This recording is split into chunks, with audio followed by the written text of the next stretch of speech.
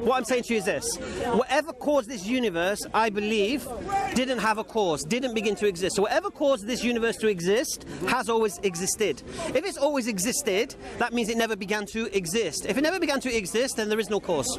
Hence the term uncaused cause. Because you started off your premise with everything that has started to exist Began to exist, must have a cause, whereas I'm just working within the framework of everything that has a cause before it. So mine is more simplistic, but it doesn't work. Not really, because your cause needs an explanation. When you look at using the sandcastle examples, you're using a localized fluctuation entropy to then extrapolate that backwards to across the universe. No. So actually, in the universal terms, the chances of the universe having been created previously actually goes up as you go back, because actually all the science points towards that. The analogy I gave wasn't very good because I was just trying to explain. Okay, all right. Sorry, I'm dealing with it. Are you going to rescind your sandcastle example? What I meant by the prison cell analogy is that you don't need to do scientific experiments in a lab to come up with the first cause argument. You just need to have logic to do. So you're saying someone in a prison cell would come to the conclusion that they were created? Yeah, they must do. I would agree. Because, I would looking for you. Yeah, natural fitra, we like that. Continue.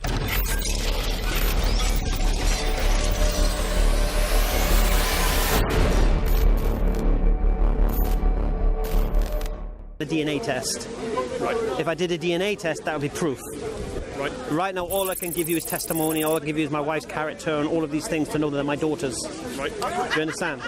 So a belief isn't necessarily unicorns and spaghetti monsters. Yeah. So belief is a result of reason. So I believe a creator exists. Yeah.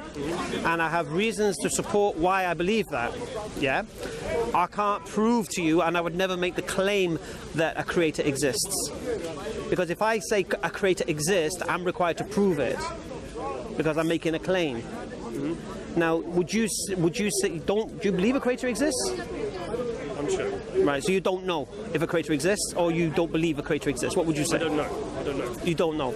Now, the reason why you don't know is because I'm assuming you're using the scientific method to understand things? Observation and all that. I'm not particularly enlightened kind of thinker myself. But. So if you were seeking God's presence or God's existence, what method or tool are you using? That brings me back to the original question. I don't think that there would be proof in the world. I don't think, if God could, I don't think he would provide 100% scientific proof that he exists, because otherwise I would agree. Belief would not mean anything, because it's like believing 1 + 1 = 2. No one worships the number 2. Because there's 100% proof. Well, I would say that if there was 100% proof of God's existence, so no one was in any doubt, there would be no free will. I would argue that. Yes. Because the idea of belief is what?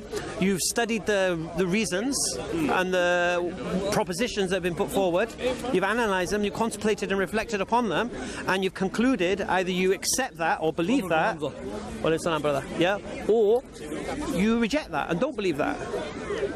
So I'm with you, so we kind of agree with each other. Yeah. I want to pick up on... I'm trying to understand the point of the question. Yeah, it's a bit unusual. I don't mind. You mentioned earlier that... A little bit of Tom Jones, we don't mind.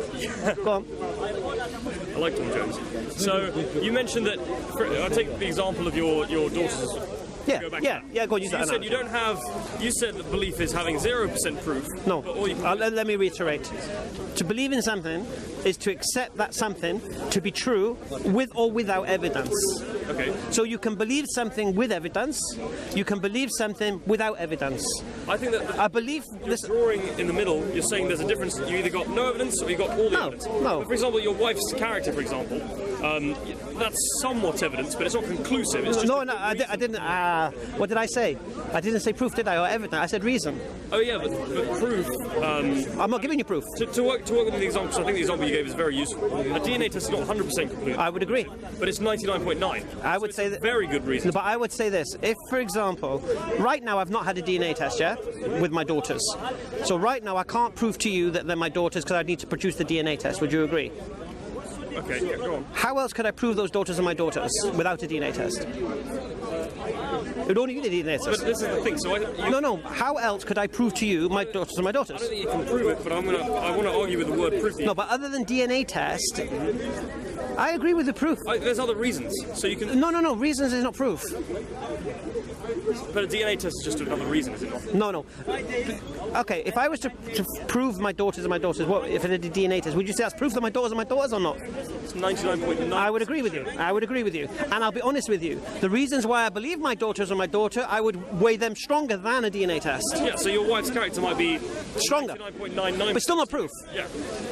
It's still, you wouldn't say that's... So what no, I would say it's reason, as you said. So what would be proof? I would say... Doesn't even exist. No. So what I'm saying is that belief is not like no belief and 100% belief. It's more of a slider. Belief is, I'll explain again to you, acceptance of something to be true with or without evidence. Right. So, for example, I said, do you believe I've got a phone in my pocket? You could believe it or not, innit?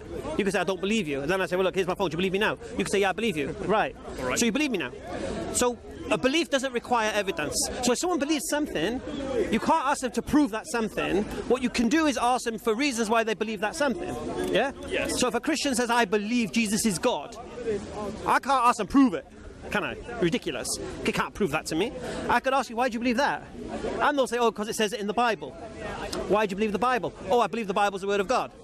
Why do you believe the Bible's the Word of God? Oh, because here in Timothy 2:3:16. Oh, yes. So until we mine it, and we drill down till we get to the bottom. And if the reason why they're believing can be refuted, we can refute that belief as delusion. Because we have evidence against what they're claiming. Yeah? So that's how I would understand the term belief. Yeah, I think it works, but then because you said belief is having something and whether or not you have proof of it. Yeah. So I think the one type of religious belief would surely be that you don't have proof of it. Because if no, we didn't mention proof. I didn't mention proof. No, but you said a belief can. I'm just clarifying the difference between religious belief and believing like things like a religious belief that man landed on the moon, belief that we evolved from a common ancestor, are all the same. There's no difference. The principle remains the same. You want to believe we evolved from a common ancestor? Tell me why you believe we evolved from a common ancestor. You're going to give me DNA, you're going to give me fossil record, then I'm going to say to you, well, there's 5 different models of evolution, and each one used the same data. So they've got the same data, fossil record, DNA, 5 conclusions. Yeah? Okay, cool. So it's still not proof. But you can explain to me why you believe this is the way, and you give me the reasons for that. Do you get it? So, do you believe man landed on the moon? Yeah. Why do you believe that? Well, we're told in history that Neil Armstrong, Buzz Aldrin, and all that, it was on the TV. That's why you believe. That's sound reason. Unless someone can prove man didn't land on the moon, you can accept that reason. I still think it's a different kind of belief. Not same. Yeah. Tell me why. I'd love a coffee. Tell me why you think I'm wrong. Why? Because the principle is the same. I'll give you my example. Oh, you're going to tell me why? Sorry. So I would say that if you ask, like, why do we have a universal common ancestor, and someone would cite to you different scientific, reasons via which they believe that. So they might cite you DNA tests, they might cite you a theory of evolution, or why you land on the moon, they might cite you some physics, they might cite you some history. But all of that evidence still fits into the umbrella of the scientific method. Whereas religious belief, you don't do a completely disagree. Test to see that completely disagree. God exists. I completely disagree. You do a scientific test that man landed on the moon? I said within the scientific umbrella, so I think it's a different kind of evidence. Shall I tell you why I believe a creator exists? Go on. And I won't leave logic, reason or intellect behind, yeah? Sure. All right. I believe a creator exists because I believe that everything that begins to exist requires a cause. And I believe the universe began to exist, therefore it requires a cause. I believe that cause needs to be uncaused, otherwise you have the problem of infinite regression. Yes, I understand. So I believe in an uncaused cause of all that exists. Now, this uncaused cause of all that exists, I believe needs intelligence to have created all of this stuff. And I believe this uncaused cause of all that exists needs power to create all of this stuff. So I believe in the existence of an uncaused cause of the universe and everything that exists, which is intelligent and all-powerful. Okay.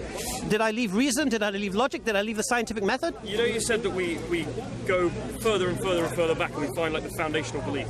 So if I ask you why do you believe that things that are caused necessarily can't have a cause themselves? Oh, okay, because if you can show me anything in this world that you're aware of that comes into existence or begins to exist without a cause, present it. Ah, but then you're using the scientific method again. You're saying, I just said to you, I haven't left the scientific method. no, but you're citing the cause of the universe, so everything, and then inside the universe is the scientific method. And you're saying if one domino falls, another domino has to cause it, right? Of course. And so on. Cause and effect. You're saying that scientific causality, that exists inside the universe, also has to apply to the universe itself. So you're saying within the bubble of the universe there's... No, well, you'd have to then... No. And it also applies to outside the universe. What you would then is answer the question why you're offering special pleading when it comes to the universe. When we know everything we know that it comes to exist, begins to exist, requires a cause. Now, all of a sudden, because of the universe, you don't know the cause, you apply a special pleading that it didn't have a cause. I would ask you why you present special pleading as a logical fallacy at this point. No, I'm saying that... No, but you are. You're presenting that you are. You're implying that the universe is outside of what we know of. So what we know, everything that begins to exist has a cause, and we know I believe the universe began to exist. Therefore, according to what we know, it must have a cause. And what that cause is, we don't know. This is why atheists will say at this point, we don't know what it is, acting as if they're being honest. And the problem they have is they're not being honest. Because at this point, they've got to understand the assumption of the scientific method is what? The assumption in the philosophy of science is naturalism, meaning everything has a natural explanation. Even if we don't know what it is, it must be natural, which for me is a false assumption, because you can't prove that. No, I agree. Now, which tells me now, if a creator does exist, and that great creator does supersede what we know, does supersede the natural, does come into the realm of the supernatural, science is blind to it. Science can't measure it. Science can't recognize it. So if you're someone relying on observation and testing and empirical methods, you cannot use science to prove God or disprove God, because science doesn't recognize the existence of the metaphysical, the supernatural. That is where we agree. Yeah. So once you have that, once you get to that point, then you cannot use science to prove God or disprove God, and I would never do that. What did I say? I said I believe in the existence of a creator for this reason, for this reason, for this reason, for this reason. Okay. For you to challenge my belief, you need to now refute my reasons. Yeah? Okay. So, for example, if you produce something that does begin to exist without a cause, you could then challenge my original premise, isn't it? But I know you can't produce anything. You might go to the quantum level, you might talk about these quarks appearing and this, that, and the other, but even that, we don't know whether that's just, we're just seeing them at that point. Say that there is a cause, but we just don't understand. Exactly, right. So that's my saying. Now, a belief, that's my belief, yeah? So what have I done? I've come to the belief in an all-powerful, all-intelligent creator of all that exists, without ever leaving the realm of logic, reason, or intellect. Not once. I didn't mention Quran, I didn't mention miracles, I didn't mention faith, did I? Okay. So we'll take the cause argument, because it's the one that we're all familiar with, right? So the problem that I would have with the cause argument is you start off, your first premise is everything that is caused must have a cause itself. Everything that begins to exist has a cause. Okay, so that's the slightly different version that comes after Augustine. Well, that's what I said. Okay, so well then you'd say God exists, right? Would I say God begins to exist? Well, at some point you would have to say that.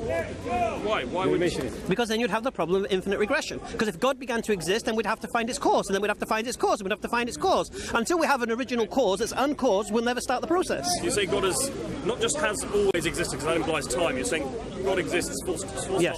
There's never been a point in. See, I can't use time to describe it. No, I know. I understand. What I'm saying to you is this: whatever caused this universe, I believe, didn't have a cause, didn't begin to exist. So whatever caused this universe to exist has always existed. If it's always existed, that means it never began to exist. If it never began to exist, then there is no cause. Hence the term uncaused cause. Yes. So another question I have is, why do you think infinite regression is actually a problem? Why do I believe infinite regression is an actual problem? Why would infinite regression not be a suitable explanation? Do you understand the problem of infinite regression? I do, but I don't think. Explain to me infinite regression, just so we're on the same wavelength. Everything that has a cause has to have a cause. Has to have a cause. And if you don't admit that at some point the chain starts and has an uncaused cause, then the chain goes on forever. No, how do we get to where we are? What do you mean by that?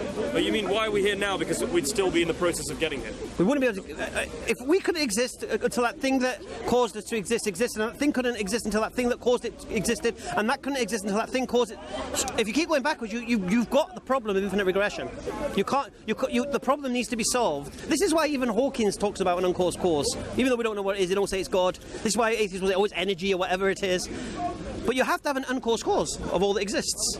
I don't agree with that, because that sounds a lot to me like Zeno's paradox. You're saying that everything that has... What's Zeno's paradox? It's the idea that, so if you've got a runner and you've got an arrow and you shoot the arrow at the runner, right? So the runner runs 10 meters, let's say, the runner runs 1 meter, the arrow goes 10. So the arrow is going 10 times as fast. But then the runner runs 10 centimeters and the arrow goes 1 meter. And so the arrow is always catching up but never actually gets there. So and similarly, what you've just said is the causes are always getting to this point in time, but they never actually get there. No, it can't get to this point in time until we start it. See, I don't agree with that. You don't have to agree with it.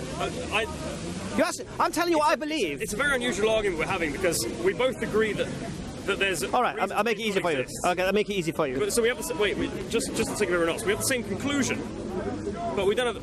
You think there are reasons, and I'm saying that reasons would defeat the point. No, I disagree, because, like what you're doing now, you can challenge my reasons. I don't mind. Yeah. You can't prove my reasons wrong. You can just disagree with them. I don't mind that. It's your prerogative. You can prove them wrong logically, surely. I mean, no, you can't. How can you prove that? Okay. I mean, all right. You've relied on logic. Let me use the example of the sniper firing the shot. I've used this before, but I'll use it again. I'm not familiar with it. Okay. Let's say there's a sniper, and he needs to take a shot. But before he takes that shot, he needs to take permission of his superior officer. Okay. So he goes, permission to take the shot, sir. Before the superior officer can give permission to take that shot, he needs to take permission from his superior officer. Mm-hmm. Yeah? And so forth.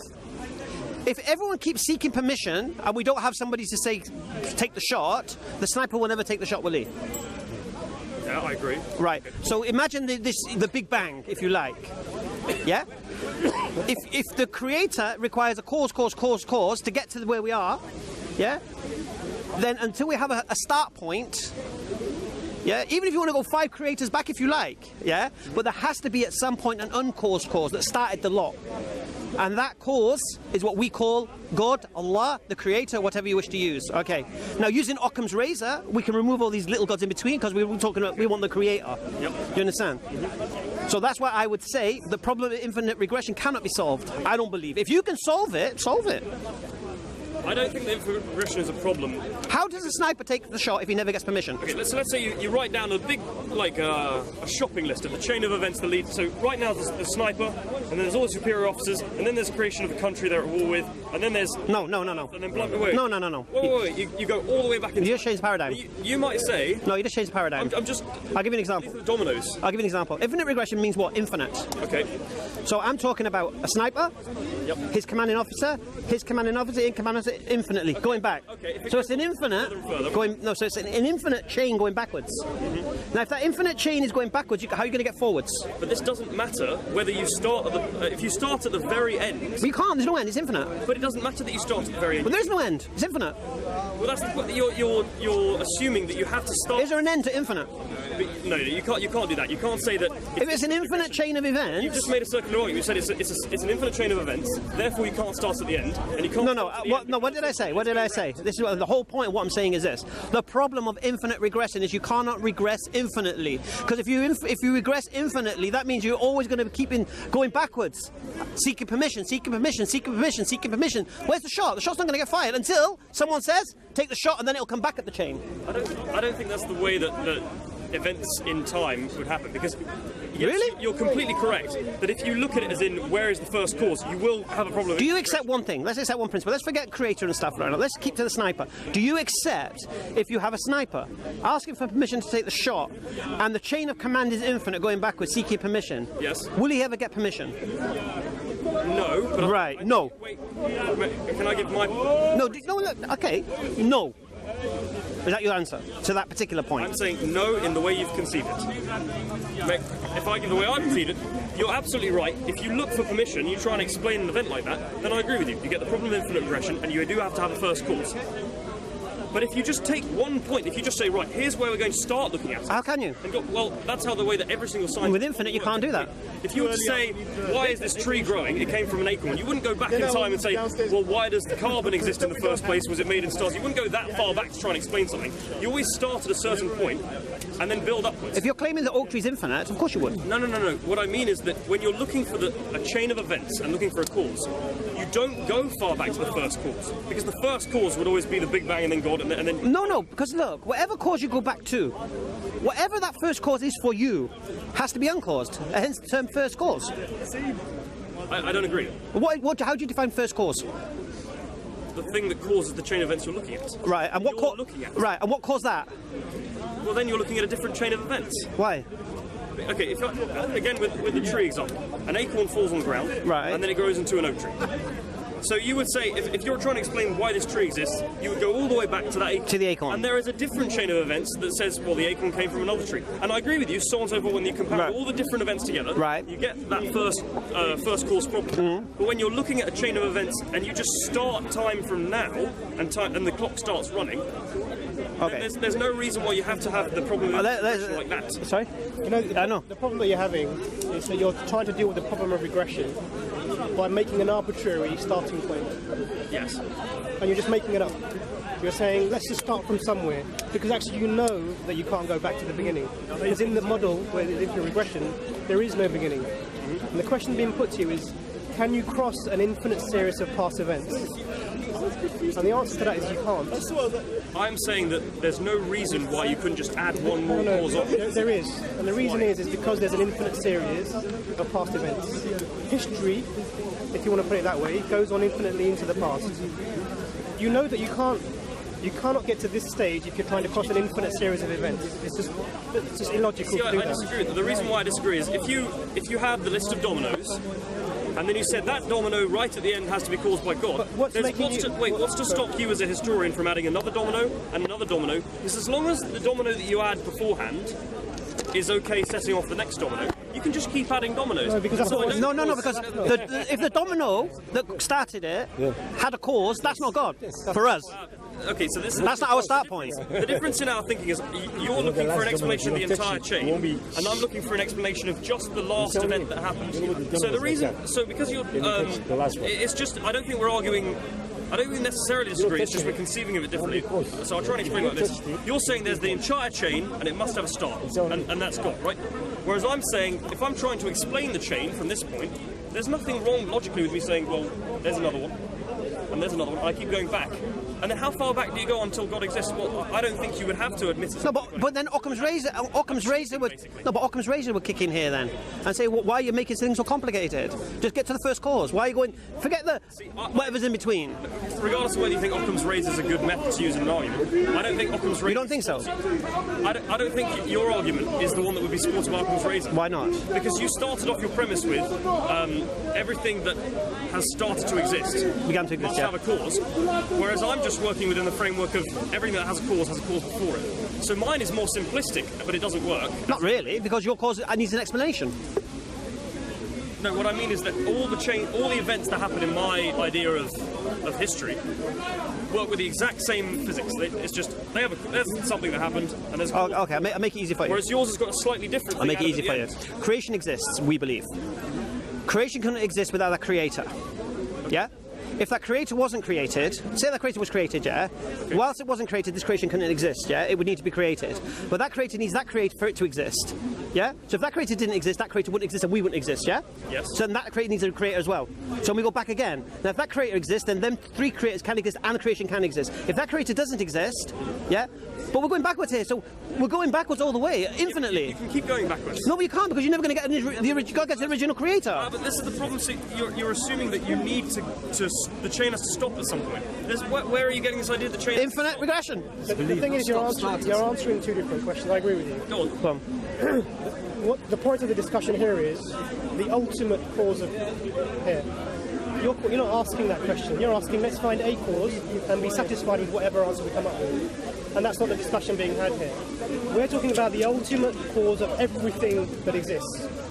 You want to arbitrarily stop the cause somewhere because you know the inevitable conclusion is that you cannot traverse an infinite series of past events. That's inevitable in infinite regression. So, in a way, to make yourself, I'm not belittling you, to make yourself feel better. I know, You're starting it from somewhere because you want to explain things as we know them.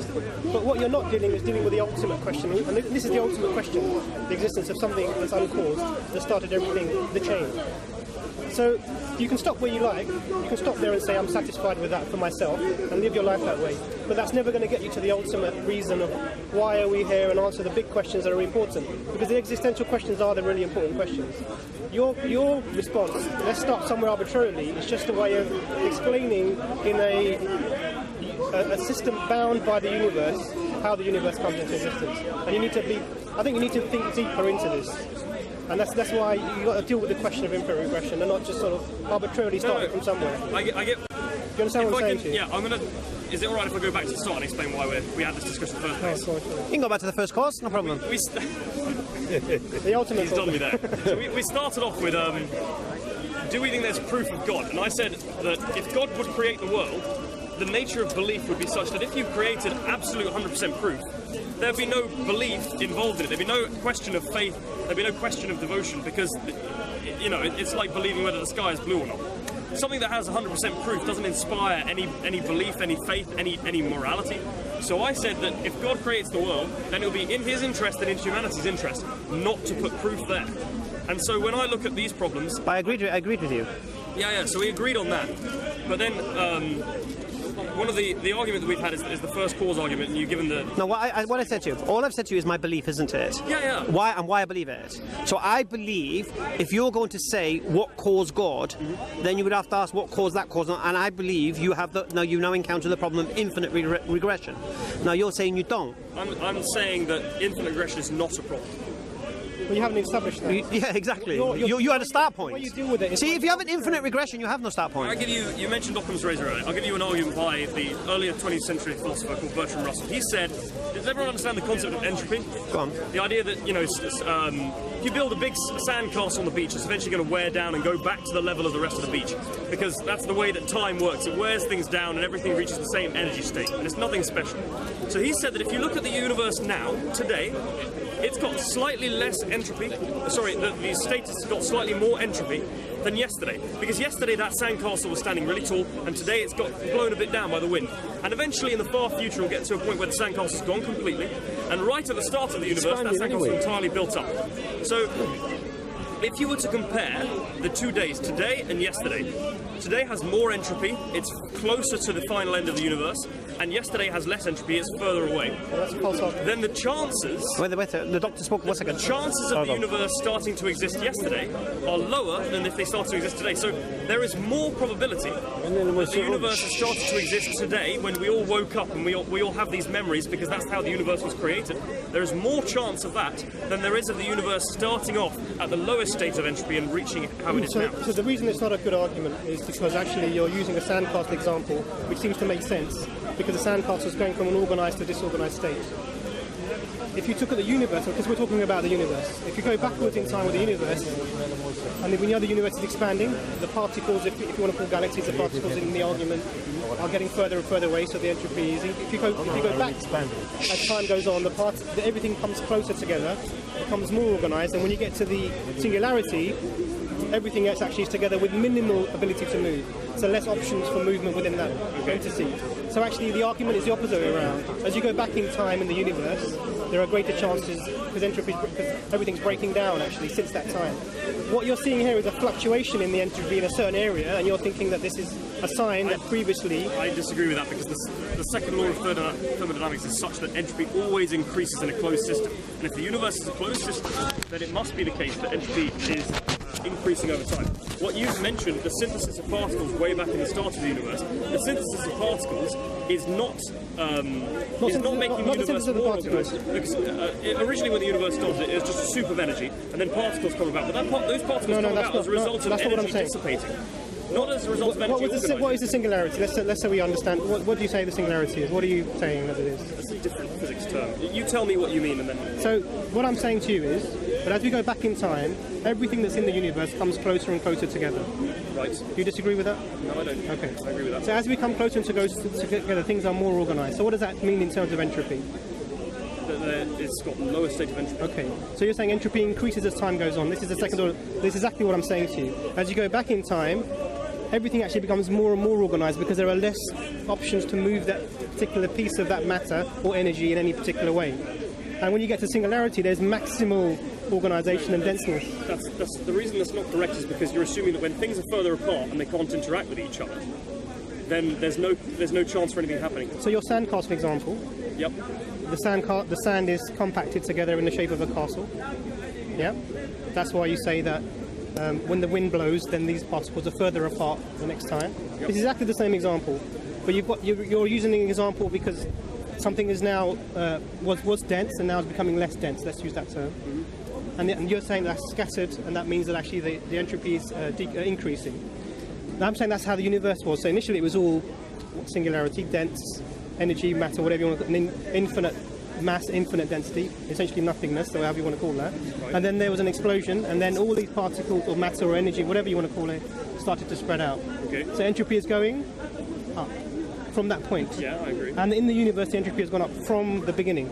Right. What you're doing here is when you look at using the sandcastle examples, you're using a localized fluctuation in entropy to then extrapolate that backwards to across the universe. No. So actually, in the universal terms, the chances of the universe having been created previously actually goes up as you go back, because actually all the science points towards that. The analogy I gave wasn't very good because I was just trying to explain. Okay, all right. Sorry, I'm dealing with Are it. you going to rescind your sandcastle example? Yeah, I'll rescind my sandcastle. Good man. That's what I was doing. We like that. The sandcastle. Can you bring an example that actually works?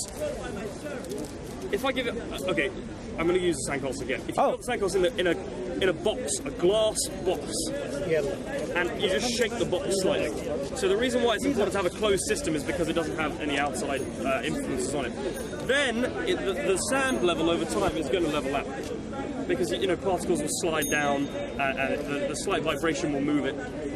And the same with the universe. If the universe is a closed bubble, then everything in the universe is eventually going to reach the same energy state.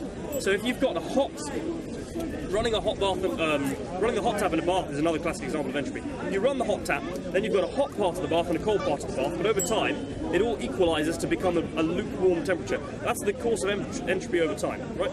So, and the universe will follow the exact same principle. You have some parts of the universe that are extremely hot in the middle of a star, and you have some parts of the universe that are extremely cold on the coldest asteroid. And over time, the energy of the universe will dissipate such that there's the same energy concentration everywhere and nothing else will happen. Because from that point, according to the laws of thermodynamics, there'll be no more interactions between particles, and that's the end of the universe. And what Bertrand Russell said was that there is more probability of us being if you've got like low entropy down here, so the start of the universe, and high entropy over here, so the end of the universe.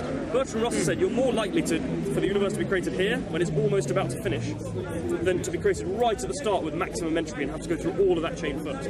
I don't personally know whether I agree with that, but that's just an argument for the universe starting arbitrarily today and us all just waking up with memories that didn't actually happen. I don't believe that. You're not claiming that, are you?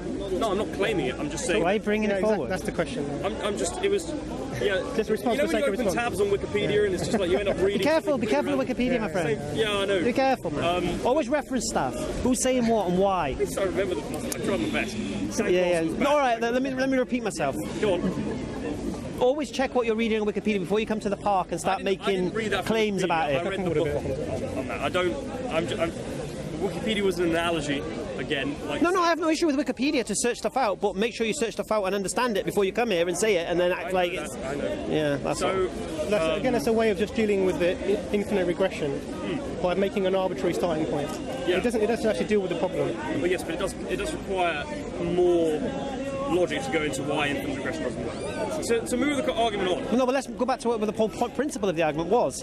You claimed that a belief in religious understanding or religious teachings, as I have, is somehow different to believing that man evolved from a common ancestor or man landed on the moon and all of this stuff. Okay. What was the reason for that? He said there's a difference in the belief, and I said the principle remains the same. Whatever your belief is, the principle remains the same, but you said no, it's different. So I'm interested to understand what's the difference between the belief man landed on the moon and me believing that Muhammad is a messenger of God.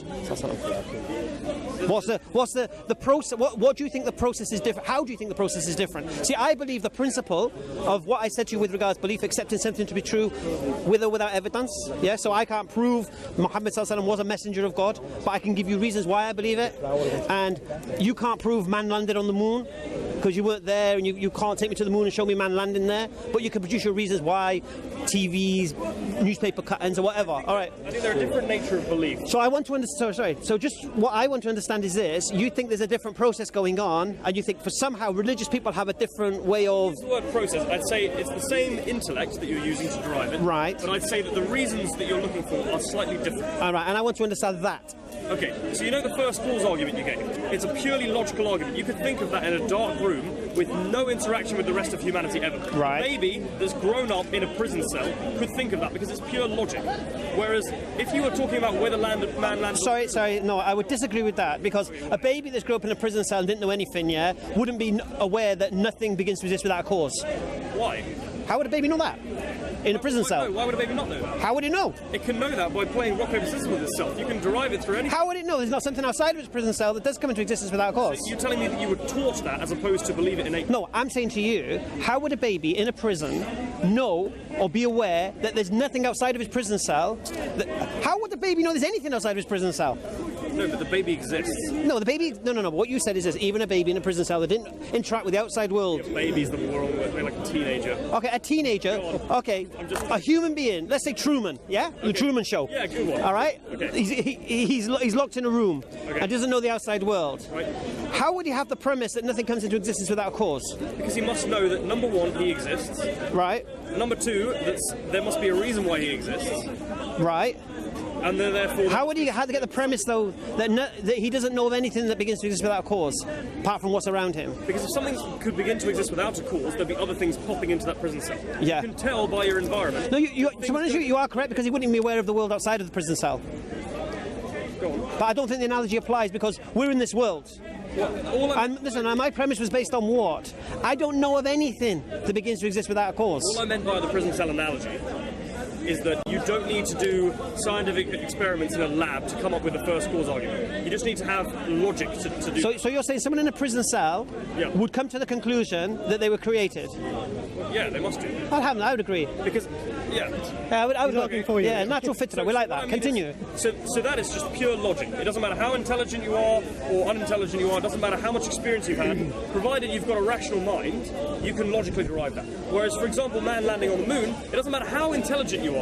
If you've been locked in a cave since 1968, you will have no idea, because regardless of how smart you are, you can't logically derive whether man has landed on the moon or not. You need to read a history textbook, or you need to go to a science museum and see the rocks, or yada yada yada. You're looking at empirical evidence. And so the difference in belief in God that you've mentioned with the first cause argument and belief in man landing on the moon is one is empirical and one is purely logical. No. Both exactly the same. Both are based on reasons. Yes, but one reason is empirical and one is logical. My reasons were empirical. What did I say was empirical? You're not saying that there has to be evidence. You're saying that logic. No. You gave the, what did I say? I said belief is a result of reason. That's what I said. So I just want to ask, so is logic not evidence? No, logic is evidence, but it's a different kind of evidence, and logic is 100% evidence. That's what I'm saying. So logic, if I say I am either or let's use sky. The sky is either red or blue. It's not red, therefore it's blue. That's a logical argument. It's 100% correct. No one in history can ever argue about that. No, don't go there. He will argue. Okay, we'll run with that argument more. So no, let's not. Let's not. But empirically, yeah, but wait, it's a good one, because empirically, I would have to then measure the wavelength of light coming. I have to measure the energy level of the photons rebounding off the atoms in the sky. So there's a different kind of evidence that's empirical and logical. Yes. Logical doesn't require scientific experimentation. Empirical. I would use the word looks. The sky looks blue. The sky looks red. Okay. Then that kills that argument. But anyway. But what I'm saying is the sky doesn't necessarily have to be blue in order for the argument that I gave you. It's either red or blue. It's not red, therefore it's blue. That's the terminology. It's valid. It doesn't have to be sound. It doesn't have to be actually true. Yeah. But it's a logically valid argument. Right. So I would say. So you're saying your argument is valid. So my argument is this: this universe was either created or caused itself. It's one or the other. Yeah. Yes. Okay. And I would lean towards it was created because I don't know anything that can cause itself. But you've shown logically that it can't cause itself. You've shown logically that it can't cause itself. We already said that you can't have... I'm just working with your argument. So you said that it can't start at a random point. Yes. It has to start at the very first cause. Yes. So you've said logically... Yes. ...that there must be the first cause. Whereas the empirical side will go, well, let's measure anything and go out and try and find for 1,000 years something that can't be caused and do experiments. Well, no one's claiming empiricalism. that's my point. So your argument's logical, not empiricist. I never claimed it was empiricist. You're trying to say... Yeah, so it's- no, but you're trying to say the way I reason my belief when it comes to Creator, or Muhammad, peace be upon him, being a messenger of God, or the Quran being the word of God, is somehow different to believing man landed on the moon. I think I'm not saying it's any more or less valid. I'm not saying it uses any more or less reason. I'm saying it's a different kind of belief. What's the difference? The difference is that one is 100% sure, without a doubt. But that's not belief then. So what is Yeah, that? What's Let's 100% get back to my sure? original What's point. 100% sure? 100% sure is there's no possibility of the opposite being true. All right, so you're saying to me man landed on the moon is 100% sure? No, I'm saying it's 99% sure. Why is it 99% Okay, sure? for example, if I look up the moon every day, I might be having a hallucination every day of my life, and everyone might be telling me a lie. Now, it's a ridiculous example, which is why I'm saying 99%. But you can never be fully sure. What did you think I just said? You've lost me. I think we're. I don't know what you're talking about. I said to you, can you prove man landed on the moon? Moon landed. Neil Armstrong. Yes. Can you prove that happened? I would say no. Right. But you believe it happened. Yes. And you have reasons to believe it happened. The difference, yeah, I know where you're going, but the difference is my reason is. I'm not going there, I'm there. My- I've been there from the no, beginning. My reason is purely that it just goes over 50% sureness. No. What the reason is it's 100%. Do you know the difference is that I am saying that there is a slight possibility that everyone's playing a big No, joke there are with me, people- including the moon, and you're saying that there's not even a possibility. Wait, what do you keep saying about the moon playing a joke? The only people who will play a joke on you is NASA, yeah, and the TV companies. Yep. They're the only ones playing the joke. The moon's not going to play a joke. The moon doesn't have flipping reason and logic and Okay, but free will. What I'm talking about is the fallibility of the senses. And what I'm No, saying, I accept. there's But a no, but you're possi- not believing man landed on the moon because of your senses. Okay. You believe man landed on the moon because someone told you man landed on the moon, and they showed you a picture of man landed on the moon, and they showed you pictures of the Earth from the moon, saying this is the Earth from the moon. So I can say I believe it. Yeah. But I'm saying is that there is a difference, and ideally, if our language was perfect, we would have two different. But I'm trying to understand this difference, you see, because Yeah. the process you've gone through to believe man landed on the moon is no difference to the process I've gone through to believe Muhammad, peace be upon him, is a messenger of God. I think that There's no difference. Now you keep saying there is a difference. So please, tell me the difference. the reason why I think there's a difference is because you've both given me a logical argument for the first cause, right? No, forget that now. No, it's No, not. I'm going to use. No. Key, Why? because that argument. No, I believe Muhammad is the messenger of God. Let's go with that. Yes, but you would derive that from if you know for 100% sure, no doubt whatsoever, unlike the moon, no doubt that there must be a first cause. I believe there must be a first cause. Yes. Yeah, but you've given me the logic. So if someone said they don't believe there's a first cause, you'd say you are illogical. You wouldn't even consider their opinion, right? No, that's not true. So your problem seems to be with the certainty. You don't believe in a first cause. So how's it 100%? I'm working with your argument. Well, no. If it's 100%, you should believe it. Do you believe it? I don't believe it's 100%. But we're talking. You don't believe it's 100%. But wait, we're talking about the nature of belief, not whether the first cause is true. No, but my belief, you said it's 100% true, so there it's not belief. I'm saying that in order to You said my logic's 100%, yes? Wait, your worldview is that the first cause argument is not about measuring things and conducting experiments. Logically, it is just valid. You don't need any proof because the proof is just in the words. So do you accept that? I don't accept it. But Right, No. so it's not proof then, is it? Because it's not 100% then, is it? No, I don't have to accept it because I would only argue with the logic. There's no way that You just said it's 100% logical. there is no way that I could do an experiment to prove that statement wrong. There is no experiment that any scientist can conduct because it's not in the realm of empirical evidence. It's in the realm of logic. Okay. Do you agree that a belief can be true without this evidence? Only by coincidence. Only by coincidence. Unless it's illogical, in which case the logic is the evidence. So, There's a lot of problems with the English language. We have different words. no, I meaning the understand. same thing. I'm trying to understand that. What are you on about? So a belief can be true without the proof, yeah? Yes, but only by. For example, if I were to believe that the sky is blue, but the only reason I believe that is because I've been locked in an art gallery my whole life and I've seen blue paintings. That is an actually true belief, but without justification. No, you've got justification. No, that's not a justification. Of course it is. No, it's not. All the pictures of the sky I've seen is blue. Okay, of course so- it is justification. So similarly, by a ridiculous That's the example. scientific method. Exactly. If I've been locked in an art gallery my whole life, never seen. My the God, sky, you've been locked up in all these different I've been places. locked up too much. Flipping. You ain't got no little cellar under your house, have you, or I've been in an something? art gallery my whole life, and all the paintings had red skies. You'd believe the sky was red. Yeah, but that's a justification. But it doesn't mean the conclusion is true. No one said it is. What are we arguing about? The argument is this: can a belief be true without proof? but there's different kinds of proof. There's empirical and... No, forget the proof. There is no proof. Can it still be true? Do you believe there's proof of God? No. So why are you arguing that... Wait. Why am I? I'm arguing because you said, I don't believe there's proof of God. I believe in the existence of God through my reasoning. Okay. You're saying the reasoning I've employed to come to the conclusion that God exists is different to coming to the conclusion that man landed on the moon. Yeah. And I'm asking you again, what's the difference? One is a logical argument that doesn't require any testing. Isn't man landing on the moon a logical argument? No. Really? No. Why? Because of the fallibility of the senses. Every book I read, have you ever read a book when you're really tired and you remember it the next day, the text, but then you realise you're remembering the wrong thing? The book maybe said the exact opposite. Have you ever watched a film and you've thought about it 10 years later and you can't remember one of the chapters in the film? I don't understand. I don't know. Have you ever had a hallucination or a dream? There's no way you can be 100% sure. Okay. You see. I'll make it easy for you. Is this logical? I believe man landed on the moon. Really? Did you? Were you there? No, I wasn't there. Oh, why do you believe man landed on the moon? Well, according to NASA, yeah, they landed on the moon.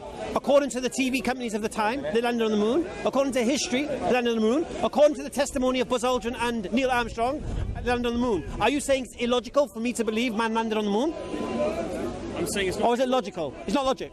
No, I wouldn't use it illogical. So it's not logical to take the testimony of those who claim to walk on the moon, take the testimony of those who claim they sent man to the moon. Don't use the word logical. Say reasonable. If you say it's What's the difference? Yeah, What's the difference? Reasonable is to do with the amount of scrutiny you would exercise in everyday life. But if me believing in a creator is logical as you claimed it is, then you should believe it, unless you're illogical. I don't mean logical, reasonable as in the adjectives. What I mean is one is based on a proof of logic. For example, with the moon... What's the difference? Okay, I'm missing something here. With the moon argument you gave me. Right. You said, do you believe the testimony of the people who land on the moon? The TV No. That's not it. No. Wait. Go on, what did I say? All of them could be lying. But there's of course no it way could. that a logical argument lies. You can't lie about the... Go on. It's logically irrefutable that a unicorn has one horn. It's logically irrefutable that a unicorn Please, my friend. Yes. What's your name? Yeah. That's logical. Yes. But empirically, we've got no proof at all. Okay. I agree with you. Yeah, that's what you're No, the principle is this. If you're going to come to the conclusion man landed on the moon and you wasn't there and you weren't alive when man landed on the moon, then you would use your logic and reason, yeah? And your logic and reason, no? It's not a question of logic. That's very... I think at this juncture, I need to understand. How do you understand logic? Logic is something that is irrespective of any evidence because it is a system within itself. Logic is, for example, if P then Q, P therefore Q. That's a logical argument. Whereas whether we landed on the moon would be, okay, so you can have the testimony of NASA, you can have the testimony of Buzz Aldrin, and you can have the history books and the YouTube videos and documentaries on it, but you still only have 99.9% proof because all of those things could be wrong. And how does that... Because a logical argument Context of discussion. is infallible. It's In the never context of gonna our be discussion, what does it matter? Yeah, and in the context of our discussion, how does that apply? I don't get it. wrong. In the context of our discussion. Yeah. I'm saying that the first cause argument is a very good example of a pure... Is it 100%? Yeah, it's 100%. So you accept it? No, I'm not saying... So it's not 100% then? Wait, the only way that I would disagree with it is by using other logic. I would never do an experiment... Is it 100%? No, that's not the point. No, is it? Wait, I'm talking about the nature of the belief. We For spoke about you- percentages. No, listen. No, sorry. No, what's your name again? Sorry. Sebastian. Sebastian. Very nice to meet you, man. I'm Darren. Yeah. Listen. When it came to man landing on the moon, you were very quick to give us 99.9% whatever. Yeah. Why won't you give percentage now for my belief? Because what I am saying, there are options where it could be wrong, and I could use other evidence. So, for example, if everyone believes that man landed on the moon, Right. but I brought you evidence to say that the Apollo 11 rockets couldn't function or couldn't put you into orbit, that would be a reason to doubt the argument. Right. Whereas, and that's empirical evidence. Whereas, the only way I'd be able to refute the first cause argument is by using formal logic. Agreed?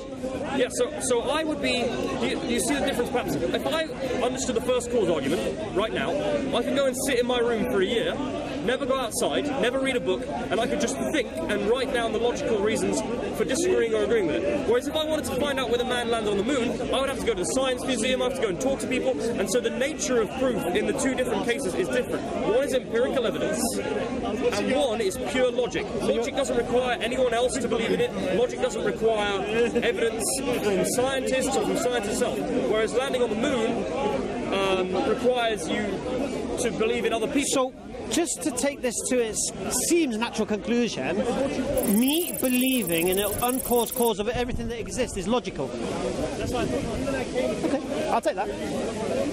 But you're saying that. That's what you're saying. I'm saying if you believe in the first cause argument, Then it's logical. the nature of your belief is purely logical. Alhamdulillah.